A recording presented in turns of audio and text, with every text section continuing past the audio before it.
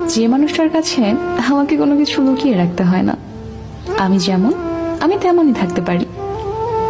যে আমার চোখের তলায় ডার্ক সার্কেল, পায়ের ভেঙে যাওয়া নখ, অথবা ঘুম থেকে ওঠার পর আমার পাখির বাসার মতো এলোমেলো চুলের কথা জানে।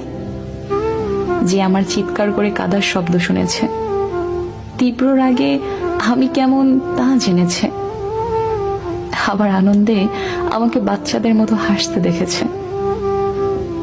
যার সামনে নিজেকে সাজিয়ে তোলার তাড়াহুড়ো নেই আমার। ও কি ভাববে, ভাবার দরকার নেই।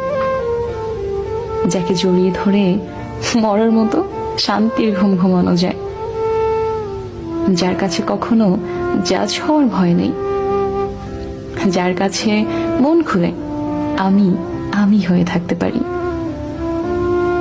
মোট কথা, যার সামনে আমাকে আমার মন্দটা লুকিয়ে রেখে শুধু ভালোটা দেখিয়ে পারফেক্ট সাজার অভিনয় করতে হয় না, তার সাথে একটা গোটা জীবন অনায়াসে হেসে খেলে ভালোবাসা কাটিয়ে দেওয়া যায়।